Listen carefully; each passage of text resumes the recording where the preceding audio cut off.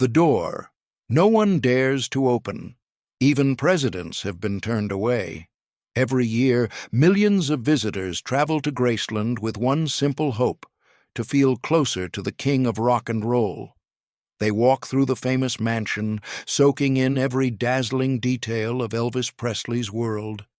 But there's one place inside that no one dares to ask about.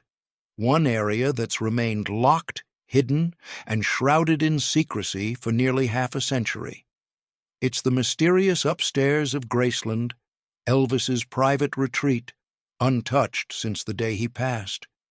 Behind those locked doors lies something so personal, so sacred, that it's never been shown to the public. Not once. What could possibly be hidden that warrants this level of secrecy? Why has it remained sealed tight for almost 50 years? Graceland is more than a mansion. It's a cultural monument, a glittering time machine into Elvis's extraordinary life. But the one thing that keeps visitors whispering, what keeps the air thick with mystery, isn't what they get to see. It's what they can't. A mansion of glamour, a garden of silence. You've heard of the White House. But what if I told you the second most visited home in America isn't political at all? It's the palace of a rock and roll legend. Graceland, nestled in Memphis, Tennessee, spans 14 acres of southern land and welcomes nearly 500,000 visitors each year. But fans don't just come to look. They come to feel something, to step into the world of Elvis Presley, to stand where he stood and breathe the same air. From the moment you walk through the front door, it's like stepping into another time. Not just a preserved home, one that lives in the past. Shag carpets, mirrored ceilings, stained glass peacocks, and the iconic jungle room with its green shag floor and Polynesian vibes. This isn't your typical celebrity house. It's bold, outrageous, and unapologetically Elvis. But the story of Graceland goes far beyond the decor. Tucked quietly at the back of the property lies the meditation garden, serene, still, a quiet counterbalance to the mansion's electric energy. It's here where Elvis was laid to rest after multiple break-ins at his original burial site. His father, Vernon Presley, made the bold decision to move Elvis and his mother Gladys to the garden behind Graceland's gates. Later, Elvis's grandmother Minnie May, his daughter Lisa Marie, and her son Benjamin Keogh would join him there. It's a place of beauty and heartbreak. Yet even among the mourning, the candles, and the cold marble, the greatest mystery isn't what's in the garden. It's what's above the first floor, in the sealed upstairs rooms, hidden from the world. The forbidden floor, Graceland's best-kept secret. Somewhere up a staircase that no tourist is allowed to climb, behind doors that have not been opened for nearly 5 decades, sits a space frozen in time. Since the moment Elvis left this world, that area of Graceland has remained completely untouched, unchanged. It's off-limits to everyone, no matter who you are. There's one unbreakable rule at Graceland. Don't go upstairs. You can tour the mansion, admire the gold records, sit inside Elvis's private jets. You can even peek into the infamous jungle room. But when it comes to the second floor, forget it. That section of the house is more secure than a museum vault, and it's not because of safety hazards or renovation work. It's because that space is sacred. It was upstairs, in that private haven, where Elvis Presley was found that fateful morning. Since that day in 1977, not a single tourist has crossed the threshold. There are no official photos, no videos, no detailed descriptions. Even high-ranking guests, like former President Bill Clinton, were politely turned away. The secrecy surrounding it raises eyebrows. Why so much protection? During his life, the upstairs of Graceland was Elvis's true refuge, the only place where the noise of fame couldn't reach him, where he could let go of the persona and simply be himself. Staff followed strict rules. If you weren't invited upstairs, you didn't go. No exceptions. That boundary didn't end with his death. It was etched in stone. To this day, the Presley family hasn't just honored Elvis's privacy. They've protected it. Inside that sealed sanctuary, his clothes still hang in the closet. His records sit beside the bed. His TV is still positioned across from his favorite chair. The upstairs isn't just untouched, it's a room where time has stopped. Grief, preservation, or something more? But here's where things take a stranger turn. The intense secrecy around the second floor isn't just about privacy or preserving a moment in time. Many fans believe there's something deeper going on, something the world was never meant to see. Over the years, rumors have exploded into theories, and those theories have grown more and more bizarre. Because if the upstairs is simply a frozen-in-time bedroom, why has no one ever spoken about what's really inside? Remember, this is where Elvis's story ended. On the morning of August 16th, 1977, Elvis Presley was discovered unresponsive on the bathroom floor, just feet from his bed. His girlfriend, Ginger Alden, was the one who found him. Paramedics arrived within minutes, but it was too late. The king of rock and roll was gone at just 42 years old. The official cause was a heart attack, but the public wasn't satisfied. Speculation erupted instantly. People pointed to the crushing weight of fame, the emotional toll, the reported reliance on prescription medications. The tabloids filled in the blanks with gossip, questions, and wild claims. Everyone wanted to know what really happened in those final hours. But while the world clamored for answers, the Presley family made a decision that stunned even his most loyal fans. They sealed the entire second floor. No cleanup, no rearranging.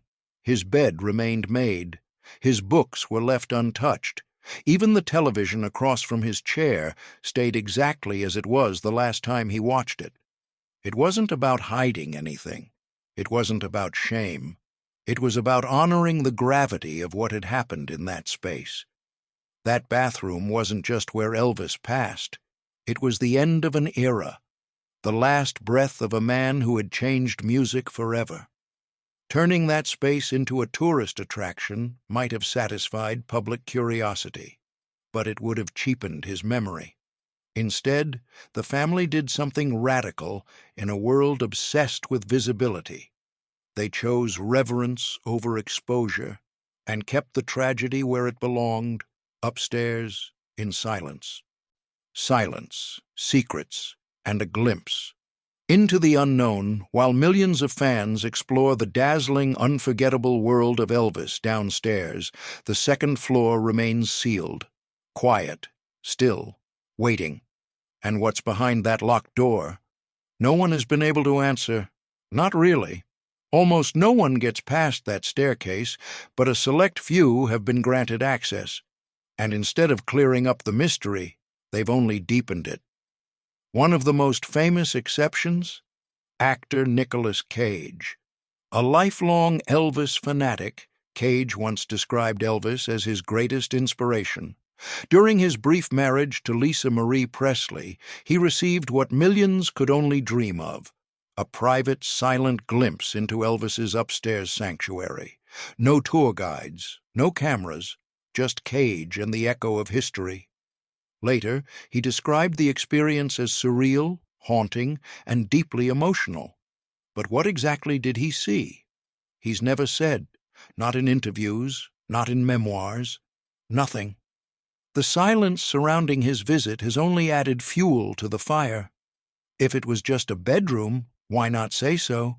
And then, there's the strange story of Chewie Thompson, not a celebrity, not a Presley, not a public figure of any kind, just a social media influencer with no ties to Graceland. On what should have been a regular tour, Chewie claimed he was quietly approached by a man dressed as staff, someone who leaned in, whispered something cryptic, and then led him away from the crowd. He says he was escorted upstairs, flanked by 2 guards.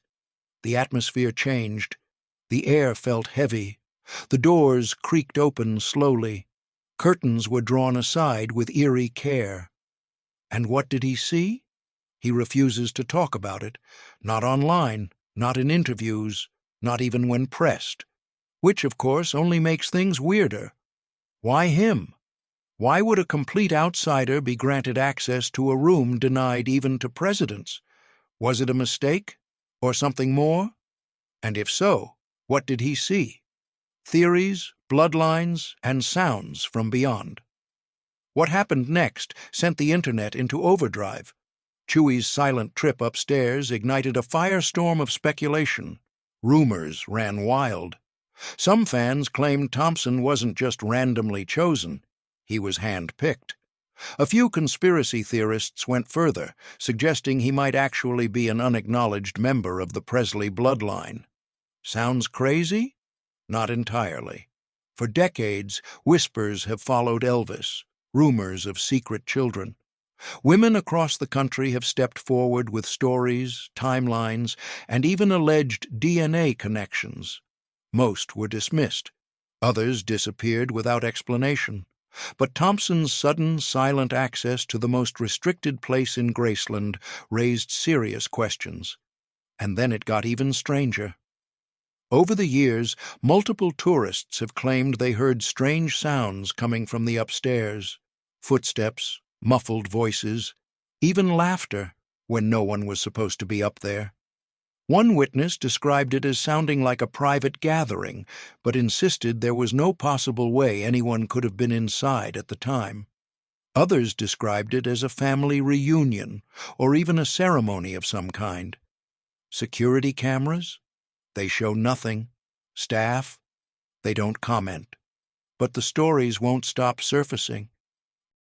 Could the upstairs be hiding more than personal items or memorabilia? Could it be guarding a truth the public was never meant to know? Whatever's going on behind those locked doors, the people who've been there won't say a word. Whether it's out of respect, fear, or something far more complicated, their silence speaks volumes, and maybe that silence itself is hiding something even darker. The King's Fortress and his final escape. To understand why the upstairs matters so much, you have to understand Elvis himself. He wasn't just a global icon. He was a paradox, adored by millions, yet intensely private. Fame followed him wherever he went, but upstairs at Graceland, that's where it stopped. That was his escape. It wasn't just a bedroom. It was a fortress, carefully crafted for peace and solitude. Nights often turned into mornings as he stayed up reading spiritual books, watching television, or strumming his guitar in silence. He was a night owl in a house built for daylight. Every detail of the space was intentional. A custom-built bed for comfort. His favorite records always within reach. Shelves lined with books on religion, philosophy, and the mysteries of life. By the bedside, a button wired straight to the kitchen. One push, and a staff member would deliver peanut butter and banana sandwiches, soda, or whatever craving the king had at 3 a.m. This wasn't some over-the-top celebrity indulgence. This was personal. It was the only part of his world untouched by cameras, fans, and obligations. And that makes what happened there all the more devastating. That sanctuary, his refuge, became the scene of his final breath. And the Presley family has guarded it fiercely ever since, not to create hype, not to build mystery, but to protect something the world can't fully understand. It's not just a room, it's a story, a life, and a heartbreaking ending, a locked door, a living legacy. Just when you think the mystery ends there, it doesn't. That locked door has become more than just a barrier.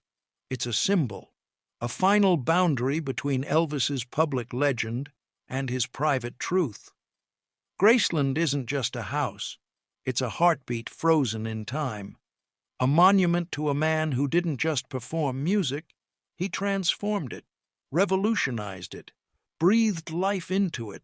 Fans from every corner of the globe still travel to Memphis, not just to look at Elvis's gold records or sparkling jumpsuits, but to connect, to walk the same halls, stand in the same kitchen, breathe the same air.